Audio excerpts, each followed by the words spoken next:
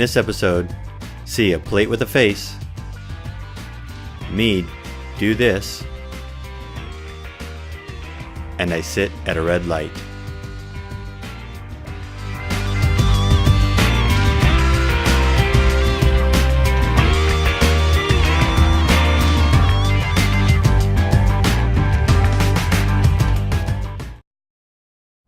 So it all began around a fire. The warmth, the heat, the dancing of the flames with our butts on the ground. We talked, we ate, we created a gathering place. Then we got off the ground and created chairs, tables, and put those tables under cover in our homes. This became the place where we gathered, where discussions of the day to come and the day that was took place. It was only a matter of time before we became ingenious enough to move that chair. First with the horse, then with the buggy, and finally the car. With the car, we hit the end. When I say the end, I mean this is a very little functional difference between the Model A and the Ferrari F12 Berlinetta. Sure, styling, status, comfort, speed, power, but it's still a moving chair. We went from eating off the ground to eating off leaves to using flat rocks to plates on tables at home, and someone thought, why not have people pay me to cook and clean for them? Thus, the birth of the restaurant. That progressed, like the moving chair, at a crawl with little difference from the first plate served out of someone's kitchen to the coat required make a reservation chef knows best eatery we have today. Then this. We decided we loved our cars so much that we thought, why not eat out of them? Why not give up taste, nutrition, comfort to have somebody serve us in our cars? We'd actually have girls roll up to our window. We'd exchange money with them, like the homeless guy at an off-ramp, and they would give us food, and we get to gather in our car. A very minuscule area to gather. But we thought, why not get out of our cars? And we could have romance, music, dancing a la Footloose, all of it right here. But we're not comfortable here. We don't have cars we can show off anymore, let alone the hoods that'll hold our meals, or us having eaten here all the time. This isn't where we like to be. We've decided that this just isn't for us anymore. A little bit scared. This is where we're comfortable, inside the car. Windows are up, temperature is set at 80 degrees on my side. The passenger can have whatever side they would like. You put the kids in the back, storage in the way back. We're going at least 30 miles an hour. Anything less is like walking. And who wants to do that? That sounds like work. That sounds like calorie burn. Necessity is the mother of all invention. And in this case, the mother was straight out of a fairy tale, the evil stepmother. And she created a bastardly child, the drive-thru. It's like a second cousin to the drive-in. Where the drive-in was romantic, where the drive-in rests within the nostalgia of our minds, even if we weren't alive when the drive-in was such a big hit, or drive-in movies, it still rests right there next to the Norman Rockwell paintings we see of them. People go to gather, teenagers grow into adults. But with the drive-thru, everything changes. With the drive-thru, all you need is a two-way radio, a corner, and somebody at a window. Now, where the drive-thru originated, we don't know. In-N-Out Burger claims that they're the first ones to do it. Some of the other fast food joints claim they're the first ones to use a speaker box. None of that really matters. All that really matters is we know that there are many buildings now and companies that will not be built if they can't have a drive-thru. 70 to 80% of all McDonald's revenue comes through their drive-thru. They've even created a thing called a double drive-thru. Why? Just so the lines look shorter. It's a proven fact that people tend to not stop at a drive-thru. They'll go to the next corner, to the next McDonald's, or the next Starbucks, or the next Jack in the Box, or any of those fast food. Yeah, Starbucks, I put you in the fast food category. Restaurants, if the line just looks too long. What? I have to wait an extra 30 seconds to a minute for my food in my car, where I can adjust the temperature, listen to what I want, stay warm, stay dry? That's not going to happen. That's not what we want. The drive-thru has become a place where it allows us to maybe save time. Not sure. All I know is that drive-thrus are where children learn how to speak their mind. Some of the greatest debates in history happen right before the speaker box. Now there for a while, McDonald's thought, hey, let's put in a third window. And the first two windows can be people ordering, and the last window is where they pay and get their food. How many McDonald's do you go to now where you order at the box, drive through a vacant window, looks like an old house on the corner that's all boarded up and just homeless people live there? You pay at the next, grab your food, and you're gone. Drive-thrus are a lot like that first wedding night. In that first, I have to honk at this guy. Look, he's reaching back, hitting his kid. They're not even at the drive-thru. Dude, you're missing some stuff. Good deal. I think of drive-thrus a lot like newlyweds.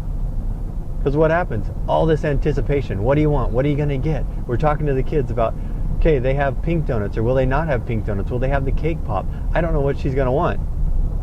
You get to the drive-thru, you order. Anticipation builds. You get up to the window. They hand you, you exchange money. They hand you the bag, and you drive off. You don't know what really is in the package until you unwrap it. Just like the wedding night, you never know what you're going to get. Sometimes you might want to exchange it. Sometimes you're just happy with what came in the box. Drive-thrus have become a way for us to create a new gathering place within our car. Yeah, and like I mentioned Starbucks earlier, they originally began as creating a third place. You have home, you have work, and then you have a third place where you can gather, you can have intellectual conversation, you can just veg out, you can read, you can study, you can get other things done. That was the third place. That was the concept behind creating the coffee house type mentality that Starbucks has created. And what did they do? They put in a drive-thru. Now there's still a lot of Starbucks without drive-thrus, but most of them have drive-thrus, most of them are pretty busy. Doesn't that kind of go contrary to what Starbucks is saying that they want to do?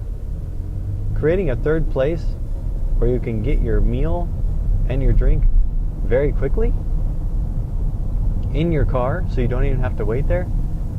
I'm not sure.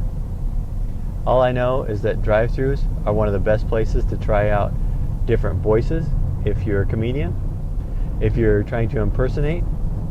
It's also a great place to do any other kind of pranks. Pull through a drive-thru, ask for something that's not on the menu. Speaking of menus, a lot of drive-thru menus are now very pared down. Starbucks used to have their full menu on the outside. They don't anymore. They have a very pared down menu available to you through the drive-thru. What if I want to get something that's not on the drive-thru menu? Am I allowed to do that? What if I want to order something that isn't written, but I see a picture? Do I just describe the picture to the person in the box? Now, granted, there are regulations with drive-thrus. I mean, having been an architect for a lot of years and worked on a lot of Starbucks drive-thrus and McDonald's double drive-thrus, I know that there's different regulations that the speaker box can't be a certain volume, can't be a certain distance from residents. So who wants to hear somebody ordering a double cheeseburger or give me a supersized number 7 all day long?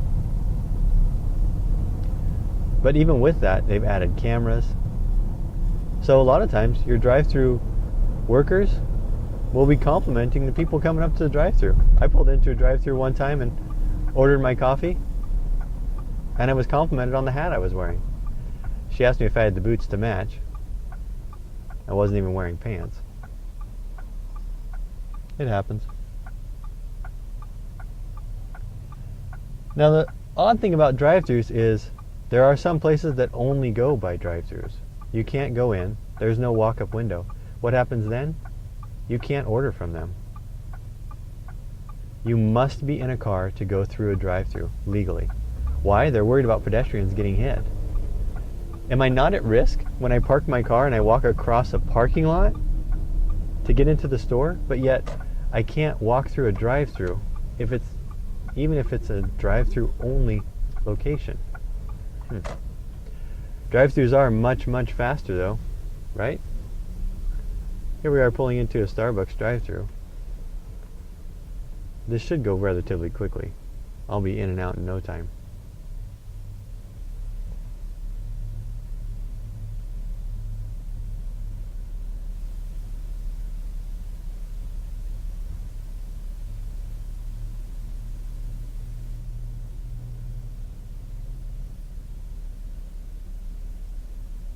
Now there are good things that can happen in a drive-thru. One is you can pay for the person behind you. Always a treat for them. So really, has the drive-thru created a way for us to save time, to eat in our car, still compromising nutrition, get what we want quickly, or at least we think it's quicker because we're not getting out of our car, and a charitable event? Maybe.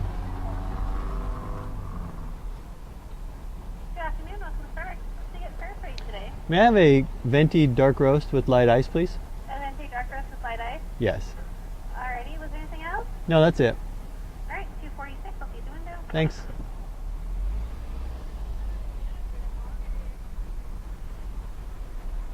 Friendliness isn't lost in a drive-thru. At least it shouldn't be. So, creating a charitable event within a drive-thru, it also makes somebody's day and you'll never know it. There's a lot of good that can happen in a drive-thru.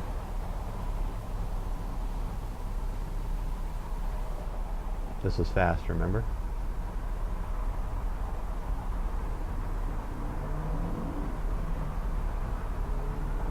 I'm certain it would have taken much longer had I parked the car and walked in and ordered it and come back out.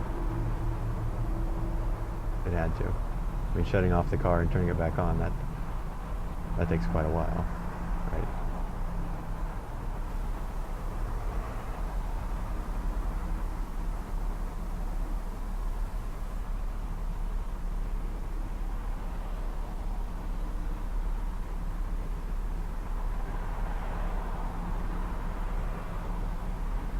Here comes the actual exchange.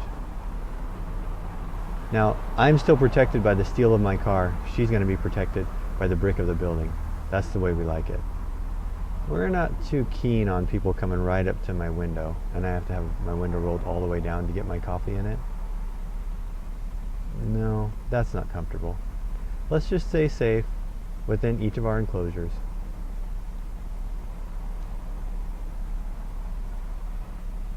I'm certain this is still a lot faster than going in.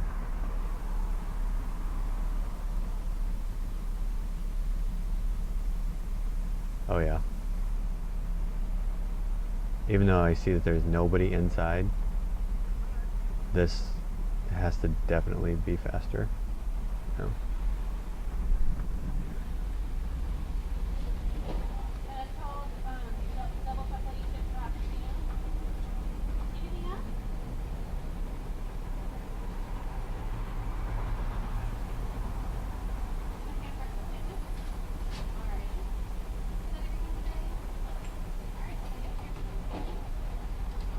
Hi. Was there cream or sugar? No, just black, yeah. Your receipt today? No thanks.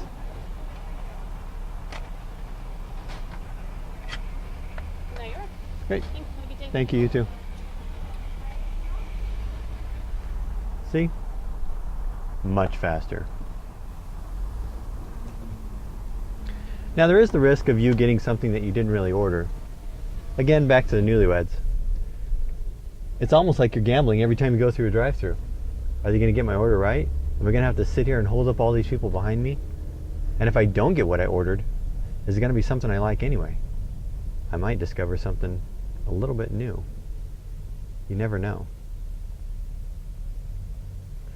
All I know is drive-thrus have become a way of life. And us really loving our cars, but not wanting to admit that we love our cars as much as we do. But yet you look around and you can tell that, yeah, we love our cars quite a bit. Good for us. Everybody needs to love something. Why not it be our cars? Why not it be something that we have to maintain, that we're in a lot of hours in the day? Whether it looks good or not, Whether we like it or not, the car has become a necessity. I, for one, I'm enjoying it.